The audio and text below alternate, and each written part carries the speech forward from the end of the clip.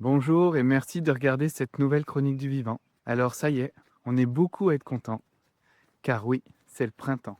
La période de l'équinoxe, c'est vraiment cette porte symbolique où le printemps fait officiellement son entrée. Et même si l'énergie hivernale n'est pas encore tout à fait partie, quel plaisir au fond de nous de vivre ces moments de chaleur, ces odeurs de fleurs, les oiseaux qui chantent, les gens qui se croisent dehors et qui papotent au soleil. Qu'est-ce que c'est doux! Mais il y a aussi un paradoxe que l'on oublie souvent à propos du printemps. On parle toujours de sa douceur, et dans la nature, en réalité, le printemps, c'est pas du tout doux. C'est une énergie puissante. Le printemps, il est fort, il ne transige sur rien. Si vous observez vraiment ce qui se passe autour de vous en ce moment, vous verrez que la vie ne revient pas tranquillement. Elle est littéralement en train de surgir. Ça a démarré avant l'équinoxe, mais là, dans cette période de transition, ça va encore plus s'emballer. Les premières graines avaient réussi à fissurer la terre compacte de l'hiver. Les bourgeons des différents arbres et arbustes gonflent et éclatent à tour de rôle pour nous submerger de leurs odeurs enivrantes, de leurs couleurs chatoyantes, des bruissements des abeilles qui incarnent cette joie intense de butiner, jusqu'aux oiseaux qui chantent de plus en plus fort et de plus en plus longtemps. Mais d'ailleurs, dans leur chant, il n'y a pas seulement de la beauté, il y a aussi de l'affirmation, du territoire, des limites qui se testent. Et oui, il est aussi et surtout question de trouver un partenaire, de construire un nid qui accueillera le fruit de cet élan, des nouvelles vies à venir. Et pour ça, le printemps ne transige pas. C'est donc ça le printemps, une montée d'intensité, puissante au service d'un élan vital irrépressible. Et cette intensité, nous la ressentons aussi, nous, les humains. Après les mois d'hiver, quelque chose a recommencé à circuler en nous. On a davantage envie de sortir, on a davantage envie de bouger, de créer et de rencontrer. Parfois même, les idées arrivent en rafale. Les projets se multiplient, les envies et les désirs se réveillent et s'enflamment. Ce qui est très agréable, c'est que cet élan de vie nous donne le sentiment que tout redevient possible. C'est un moment spécial que beaucoup de traditions reconnaissent depuis longtemps. Dans la chronique précédente, nous parlions de cette étrange période où Carnaval, Saint-Valentin et Carême se côtoient. Un mélange étonnant d'excès, d'amour et de retenue. À première vue, ça semblait incohérent. Mais en réalité, ces fêtes accompagnaient déjà un basculement très subtil, la fin du travail de l'hiver et l'approche de cette nouvelle poussée de vie printanière. Et aujourd'hui, avec l'équinoxe, ce basculement est très visible. La lumière et l'obscurité se tiennent à égalité. Jour et nuit occupent la même place dans le ciel. Et pendant un instant assez bref finalement, le monde semble suspendu entre deux mouvements, dans un temps de bascule à un équilibre fin et fragile. Et cet équilibre, il a un petit côté trompeur qui nous fait dire que c'est très doux. Parce qu'à partir de maintenant, la lumière va prendre l'avantage. Et avec elle, une force très exigeante va continuer à s'exprimer de plus en plus puissamment. Une force d'élan presque brutale si on n'y prête pas garde. Dans de nombreuses cultures anciennes, cette période était placée sous le signe de Mars, le dieu romain de la guerre. Ça peut sembler étrange pour parler du printemps. Mais avant d'être la guerre, Mars, c'est d'abord une énergie d'affirmation. Une affirmation portée par cet élan de vie. Une énergie de mouvement. Une énergie qui pousse à agir. Une énergie créatrice très délicate à canaliser. Et c'est exactement ce que nous observons dans la nature. Les jeunes pousses se précipitent vers la lumière, les animaux sont de plus en plus actifs, les territoires se redéfinissent, chaque forme de vie essaye d'affirmer sa place. Mais cette énergie a une particularité, elle est magnifique à nos yeux car elle est tellement vivante et en même temps, elle est profondément immature.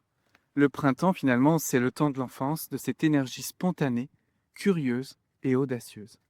Une énergie capable d'explorer tout ce qui l'entoure avec enthousiasme, mais une énergie qui n'a pas encore conscience de ses limites.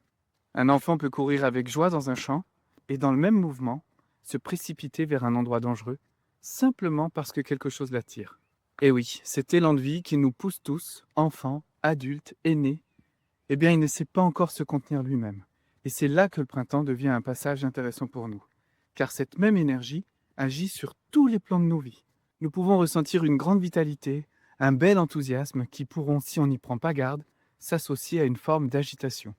Beaucoup d'envie, beaucoup d'idées, beaucoup de directions possibles qu'il est très difficile de sélectionner. C'est ça qui est dur à cette période, c'est d'éviter le papillonnage, cette force puissante qui nous donne envie de goûter à tout. Et quand la vie recommence à pousser très fort, elle a évidemment besoin d'un espace pour s'organiser. Elle s'affirme, elle prend sa place avec puissance et détermination, et cette puissance peut nourrir des espaces de conflit, des frictions entre les individus, entre les projets et entre les idées. Donc il y a vraiment plusieurs défis qui se présentent avec l'énergie du printemps, qui est là, lui aussi, pour nous mettre à l'épreuve. Canaliser notre énergie pour éviter la dispersion et accueillir avec raison cette vitalité pour éviter la fatigue, l'épuisement, voire même des dommages collatéraux, des accidents ou des bousculades stériles qui pourraient avoir lieu et se manifester entre nous. Alors peut-être que la vraie question du printemps n'est pas seulement qu'est-ce que je dois faire de toute cette énergie, mais plutôt comment est-ce que je vais réussir à marcher durablement et en paix avec elle. Personnellement, je me méfie énormément de mon enthousiasme à cette période, car il naît dans de multiples formes à chaque printemps, et je sais maintenant que cet enthousiasme joyeux peut m'emporter. Mais c'est vrai que c'est très très dur de laisser certaines choses grandir, tout en acceptant que d'autres ne soient peut-être que des germinations passagères.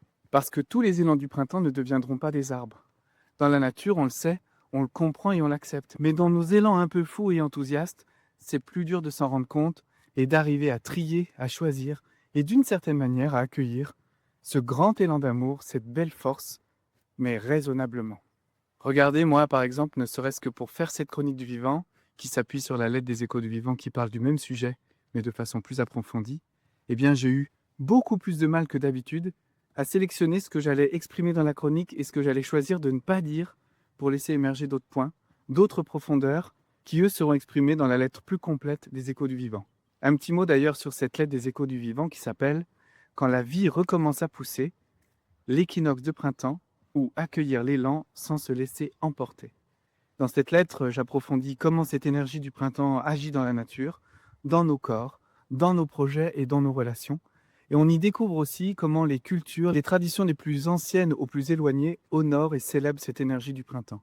Et puis bien sûr, il est aussi question des rituels qu'on peut amener en conscience dans son quotidien pour nous soutenir à canaliser cette belle énergie, cet élan de vie si puissant. Donc c'est vraiment ça, cette recherche d'équilibre que la porte de l'équinoxe vient nous apprendre.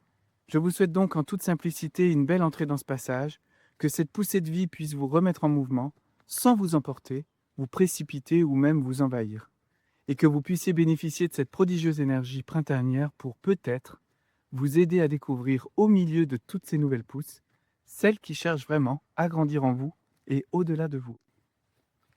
Donc à très bientôt pour une prochaine chronique du vivant.